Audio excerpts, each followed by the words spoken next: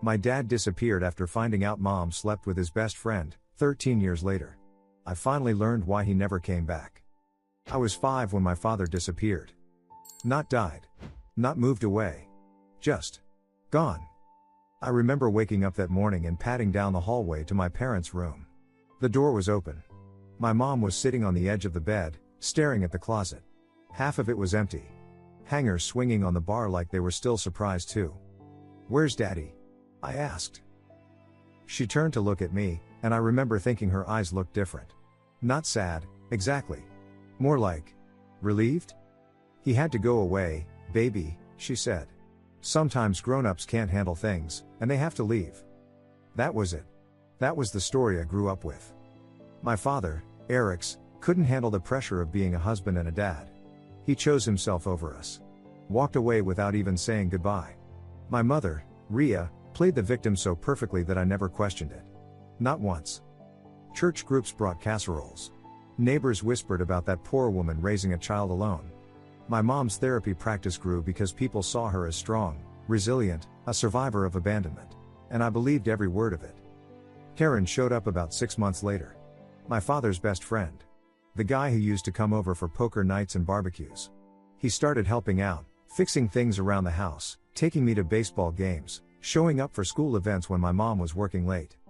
Everyone said how wonderful he was. How loyal. What a good man to step up like that. I called him Uncle Taryn until I was 12. By the time I turned 18, I'd made peace with it. My father was weak. He ran. End of story.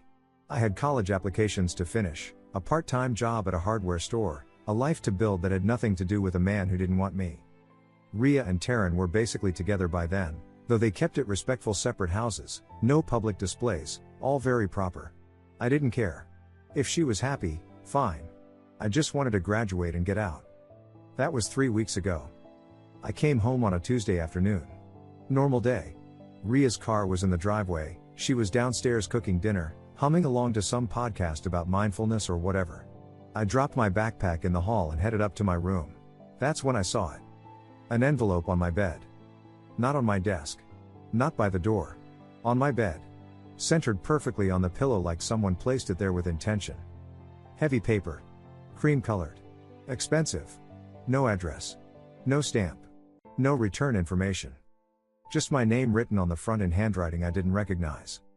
My door had been locked. I always lock it. My window was closed. No one should have been able to get in here. I stood there for a long moment, staring at it. Downstairs, I could hear Rhea moving around the kitchen. The clink of dishes. Water running. Normal sounds. Safe sounds. The envelope felt wrong. Or maybe it felt right, and that's what scared me. I picked it up. Heavier than it should be.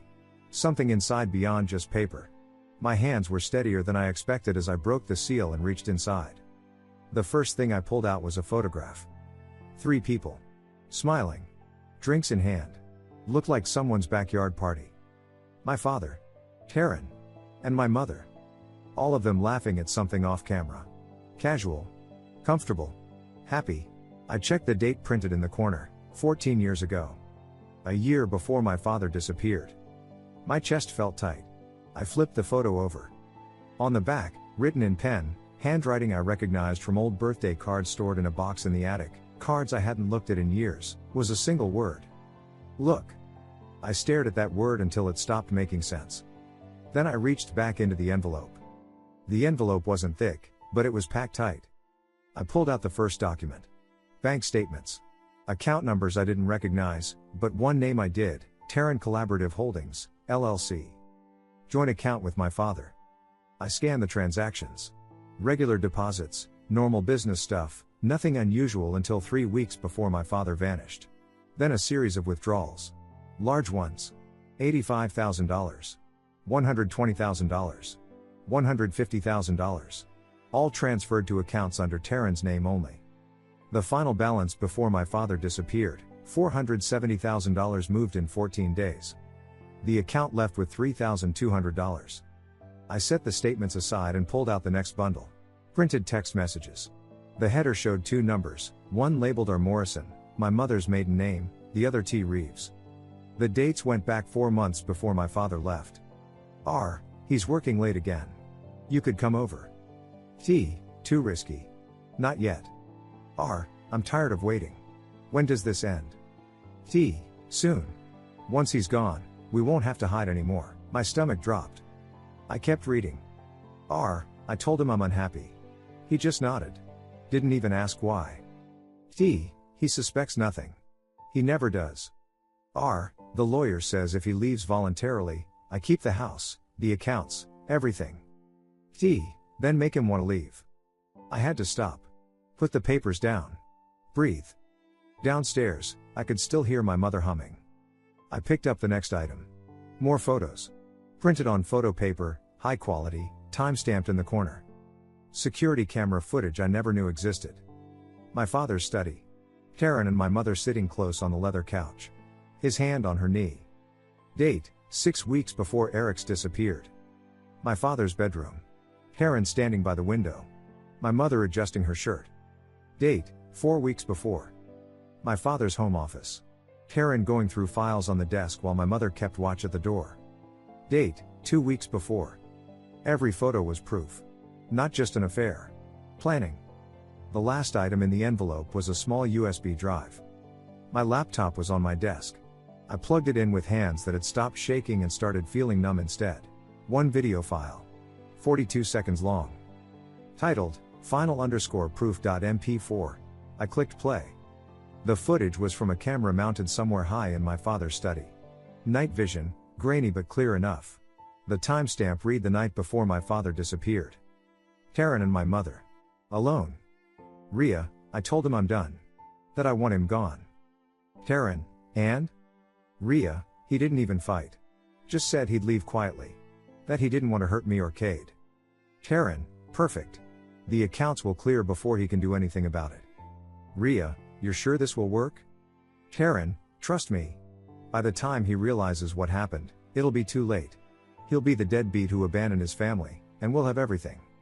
They kissed. The video ended. I sat there staring at the black screen. Not crying. Not shaking. Just processing. My entire childhood was a lie. My father didn't leave me. They erased him. And I helped them do it. Every time I believed their story. Every time I called Taryn uncle. Every time I told myself my father was weak. I helped them bury him. The numbness spread from my hands to my chest. It wasn't sadness. It wasn't even anger yet. It was clarity. I reached back into the envelope. One more thing at the bottom. A handwritten note on thick, expensive paper. Cade, if you're ready, come find me. E. Below it, GPS coordinates. A date 3 days from now. A time, 6 p.m. I stared at that note for a long time. Then I heard footsteps on the stairs. Cade? Dinner's ready, honey. My mother's voice. Bright. Cheerful. The same voice that had been lying to me for 13 years. I shoved everything back into the envelope and slid it under my mattress. Coming. I called back. I went downstairs. Ate dinner. Listened to her talk about her day, about a difficult client, about how Taryn was stopping by later to help fix the back porch light. I smiled. Nodded. Acted normal. When Taryn showed up an hour later, I watched him differently. Studied him like I was seeing a stranger for the first time. He ruffled my hair on his way to the kitchen. How's it going, kid? Good, I said. Everything's good. That night, I packed a small bag. Just essentials. Nothing obvious. For 3 days, I went through the motions. School. Work. Home. Normal. Ria never suspected anything. On the third day, I told her I was visiting a friend upstate for the weekend. That's nice, honey, she said, barely looking up from her phone. Have fun. Be safe. I will, I said. I drove 4 hours. The GPS led me off the highway, down back roads, deeper into nowhere. Finally, a private airstrip. Single hangar. One small plane waiting on the tarmac. I parked and got out. A man in a dark suit appeared from the hangar. Mid-40s, professional, unreadable expression. Cade? He asked. I nodded. He gestured toward the plane. He's been expecting you. I grabbed my bag and walked across the tarmac. The engines were already running. As I climbed the steps, I looked back one last time at my car. at the road that led back to the life I thought I knew. Then I stepped inside. The door closed behind me with a solid, final click. No turning back now. The flight took 2 hours. I sat in a leather seat that probably cost more than my car, staring out the window at clouds and trying to process what I was doing. The suited man sat up front with the pilot. No one spoke to me. No one asked questions. When we landed, I didn't recognize the landscape. Somewhere remote. Mountains in the distance. Private runway carved into acres of nothing. A car was waiting. Black SUV, tinted windows. The driver nodded once and opened the rear door. 15-minute drive down a road that didn't appear on any map. Then gates. Real security, cameras, guards, the kind of setup that meant serious money and serious privacy. The estate appeared through the trees. Modern. Glass and stone. Minimalist in a way that screamed wealth. The driver led me inside without a word. Through a foyer with art I didn't recognize but knew was expensive. Down a hallway lined with books and artifacts from places I'd never been.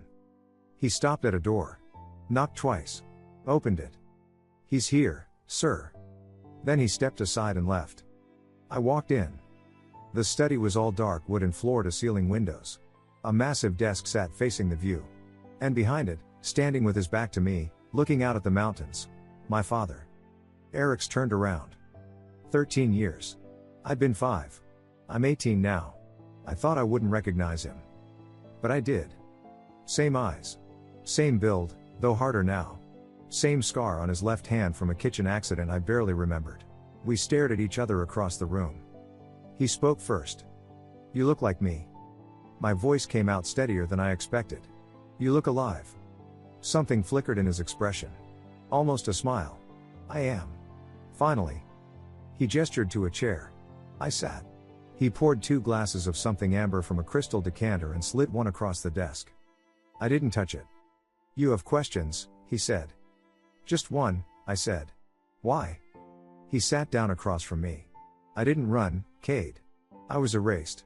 And I let them do it." "Explain." He did. Taryn had been his business partner for 6 years. Legitimate operation, commercial development, property investments. They'd built something solid together. Or so Eric's thought. "I missed the signs," he said. Taryn wanted more. Faster. He started cutting corners I wouldn't approve. Moving money through accounts I didn't control. When I found out, I told him we were done. That I'd buy him out clean, no drama. And he didn't like that. He already had a contingency plan. Eric's jaw tightened. "Your mother."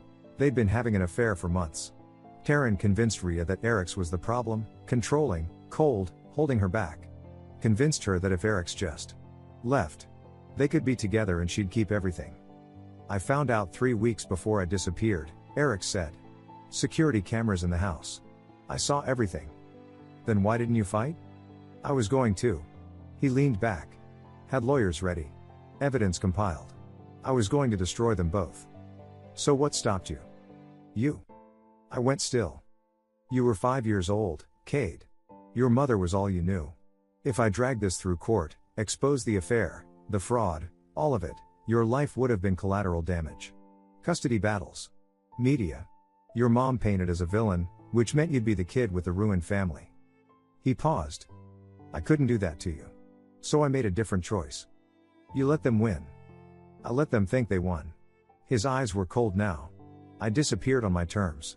Built a new identity. Clean slate. Started over. With all this." I gestured at the estate. "Offshore investments. Silent partnerships. Legitimate businesses in places that don't ask questions." He stood, walked to the window. "I spent 13 years building something they couldn't touch. And watching." "Watching what?" "You." He turned back. "Every school event. Every birthday. Every time they lied to you. I was there. Not close enough for you to see me. But close enough to make sure you were safe." My throat felt tight. "Why wait this long?" "Because I couldn't come back until you were old enough to choose." His voice softened just slightly. "I wouldn't steal your childhood twice." Silence settled between us. Then he moved to the desk and pulled out a folder. Thick. Professional. Placed it in front of me. "You can walk away right now," he said. "Go back. Live the life they built for you. I won't stop you." I looked at the folder. "Or you can stay. And we finish what they started." I opened it. Dossiers. Financial records. Spreadsheets tracking investments, debts, vulnerabilities. Photos of properties, business partners, legal documents. Everything about Taryn's commercial empire laid out like a blueprint. And a separate section on Rhea. Her practice. Her clients. Her licenses. Her reputation. Every pressure point. Every weakness. Every way to make them disappear. I looked up at Eric's. What happens if I stay? His expression didn't change. We don't scream. We don't confront. We erase. I closed the folder. Pushed it back toward him. Then I pulled it back and opened it again. I'm not leaving. Eric's nodded once. Good. Because it starts tomorrow. He moved to a laptop on the side table, opened it, and turned the screen toward me. Live feeds. Bank accounts. Business records. Legal filings. All updating in real time. Taryn's empire is built on leverage and reputation, Eric said. By tomorrow night, he'll have neither. I stared at the numbers scrolling across the screen. Millions. Debts. Investments. All tied together by threads so thin that one pull would collapse everything. And my mother? Eric's expression was stone. 1 week. Then she loses everything. Something cold settled in my chest. Not rage. Not even pain. Purpose. When do we start? I asked. Eric's glanced at his watch. 6 hours. Eric's didn't sleep. I don't think he needed to. At midnight, he walked me through the entire operation. Not like a father explaining things to a son. Like a strategist briefing a partner. Revenge isn't chaos, he said, pulling up spreadsheets on 3 different monitors. It's math. He'd spent 13 years positioning pieces. Shell companies. Silent partnerships. Strategic investments that looked unrelated but all connected back to him through layers no one would ever trace. Taryn's commercial real estate empire looked solid from the outside. 15 properties. Multiple investors. Steady cash flow. But Eric showed me the foundation. He's leveraged to the ceiling, Eric said, pointing at a debt column. Everything he owns is borrowed against everything else. One domino falls, they all go. And you control the dominoes. 3 of his biggest investors. His primary creditor. 2 key business partners. Eric's expression didn't change. He has no idea. At 6 a.m., it started. I watched from Eric's study as the first notification hit. Taryn's business accounts, frozen. Court order from a creditor. Legitimate. Legal. Triggered by missed payments Eric's had engineered 3 months ago through delayed contracts. He'll call his bank in about 10 minutes, Eric said, checking his watch. 8 minutes later, Eric's phone buzzed. A message from one of his people monitoring Taryn's communications. Target just called First National. Screaming about frozen accounts. Eric's didn't smile. Just nodded and clicked to the next phase. 8 a.m., 3 investors, all controlled through Eric's shell companies, simultaneously sent buyout demands. $900,000 due in 48 hours. Contractual. Legal. Buried in agreements Taryn had signed years ago without reading the fine print. 10 a.m., Taryn's largest creditor called the loan. $2.3 million. Standard acceleration clause triggered by the frozen accounts. Everything legal. Noon, his key business partner, a development firm Eric's had quietly acquired 6 months ago, publicly announced they were severing ties. Press release cited incompatible business practices. I watched it unfold like dominoes. Each piece Eric's had positioned years ago, now falling in perfect sequence. You've been planning this since he betrayed you, I said. No.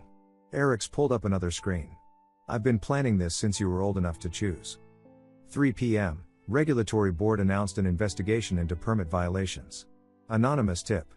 But the violations were real, corners Taryn had cut that Eric's had documented and saved. By 6 p.m., the local news picked it up. Local developer faces financial crisis. By midnight, Taryn's empire was in free fall. And not one piece traced back to us. That's the key, Eric said. We didn't destroy him.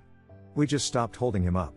Everything that's happening is his own foundation crumbling under scrutiny. I studied the monitors. Watched Taryn's world disintegrate in real time. Your turn, Eric said. He handed me a laptop. Showed me how to read the financial statements, identify the weak points, understand the leverage. I don't need you to just watch, he said. I need you to learn. So I did. For the next week, I absorbed everything. Not like school. Like survival training. How money moves. How reputations crumble. How to execute without emotion. And we turned our attention to Ria. Day 1 to 2, anonymous complaints filed with her licensing board. Ethical violations. Patient confidentiality breaches. All documented, all true, all things Erics had gathered over years of watching. Day 3, former clients came forward. Erics had quietly connected them with lawyers, given them courage and legal support. They told their stories. Ria had manipulated sessions, crossed boundaries, used patient information for personal gain. Day 4, her clinic placed her on administrative leave. Standard procedure during investigation. Day 5, local news picked it up. Therapist under investigation for ethical violations. Day 6, evidence of financial misconduct delivered to tax authorities. Unreported income. Insurance fraud. Small amounts, but enough. Day 7, license suspended pending review. Reputation destroyed. Career over.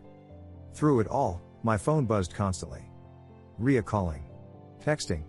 Voicemails that went from confused to panicked to desperate. I didn't answer once. Don't you want to hear what she has to say? Erics asked on day 5. No. Why not? Because nothing she says matters anymore. He nodded. Good. On day 8, I sat in Erics's study watching the final pieces fall into place. Karen's assets being liquidated to pay creditors. Ria's clinic releasing a statement about parting ways. Bank accounts frozen. Futures erased. Erics's phone buzzed. He read it and showed me the screen. Everything confirmed. They're done. Do they know it was us? I asked. Not yet. Erics opened a drawer and pulled out one final envelope. Cream-colored. Expensive. But they're about to. He slid it across the desk. Inside was a single photograph. Recent. Me and Eric standing on the estate balcony. Both of us looking at the camera. I flipped it over. On the back, written in Erics's handwriting. You took 13 years. We took everything. E and K. This gets delivered tonight, Eric said. After that, they'll understand. I stared at the photo. At the message. And then? Then it's over. He called in one of his people. Handed over the envelope with specific instructions. Delivery time, 11 p.m. Direct to Ria's house. We watched the courier leave. Erics poured 2 glasses of whiskey. Slid one toward me. You had a choice, he said. You could have walked away. Gone back to them. Lived in the lie. I know. Why didn't you? I looked at him. At the man who'd waited 13 years. Who'd built an empire just to tear down the people who betrayed him. Who'd given me the choice instead of making it for me. Because loyalty means something, I said. He raised his glass. At 11:07 p.m., Erics's phone buzzed. Delivered. She screamed. I felt nothing. Erics looked at me. Having second thoughts? I picked up my glass. No. I just wish I could have seen her face. My phone started ringing at 11:15 p.m. Ria. I watched her name flash on the screen. Let it go to voicemail. It rang again immediately. Again. Again. Erics glanced at my phone. You going to answer? No. By midnight, I had 14 missed calls. 8 voicemails. I played the first one on speaker. Heavy breathing. Then, Cade. Cade, please. I need to talk to you. Something's happened. Please call me back. Please. The second one, her voice was higher. Panicked. Cade, where are you? Are you safe? I don't understand what's happening. Karen and we need to explain. There's been a mistake. A huge mistake. Please, baby, call me. The third one, she was crying. I know you know. I don't know how, but I know you know. Cade, please. Let me explain. It wasn't like that. You don't understand. Please just call me back. I deleted them all. Erics watched me. Feel anything? I thought about it. Really checked. No, I said. Should I? No. The calls kept coming through the night. Ria. Then Taryn. Then Ria again. I turned my phone off at 2 a.m. and slept better than I had in weeks. The next morning, Eric showed me the surveillance updates. His people had eyes on Ria's house. Karen showed up at 6 a.m., Eric said. They've been inside for 3 hours. Looks like they're trying to figure out what to do. Can they do anything? No. Eric's pulled up bank records. Heron tried calling 5 different lawyers this morning. Can't pay retainers. Accounts are frozen. No one will take him without money up front. And my mother? Called her clinic twice. They won't take her calls. Sent 3 emails to the licensing board. Auto responses only. I watched the live feed from the camera across from Ria's house. Could see shadows moving behind the curtains. Frantic. Desperate. They finally understand, I said. That your father didn't die. Didn't run. Eric's closed the laptop.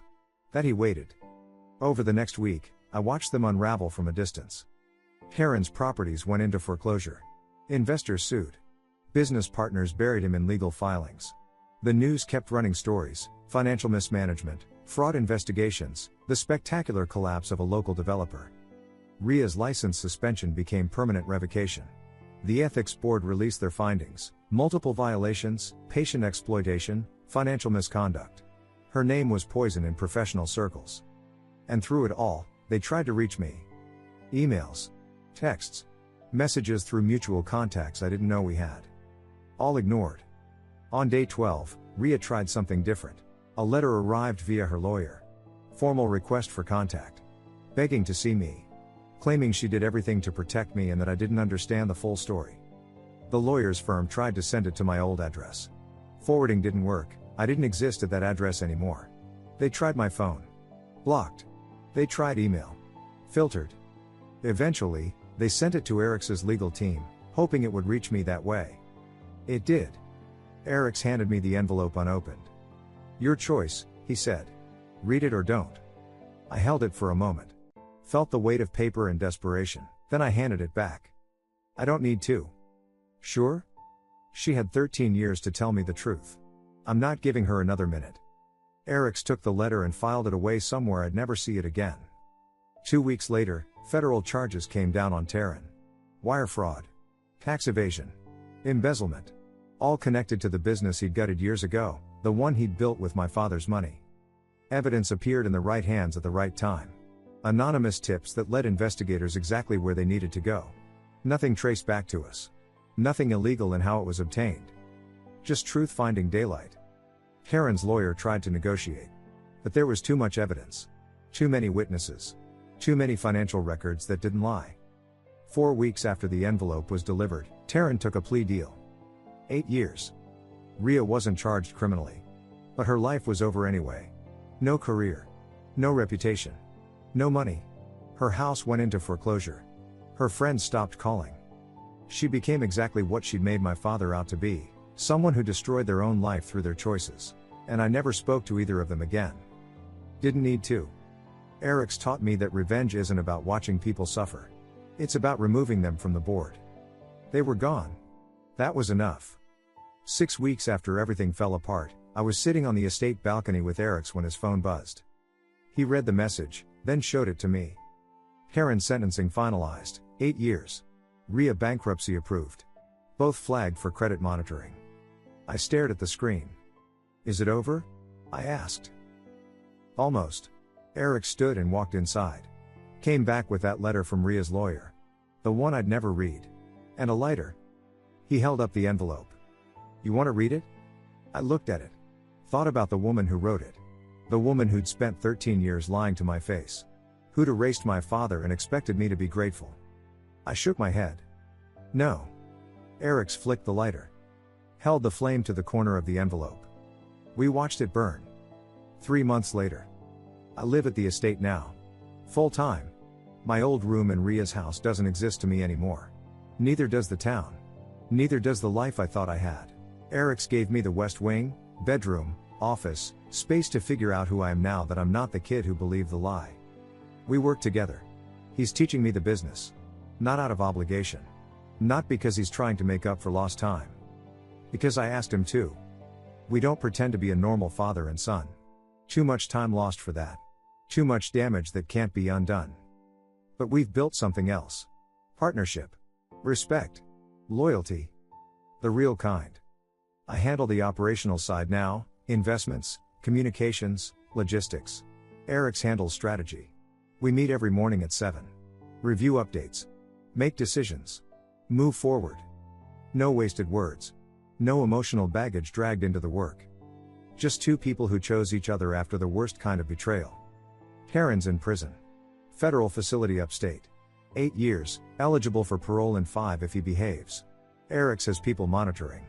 Not because we're worried. Just because we like knowing where he is. Ria lost everything. Career. House. Reputation. Savings.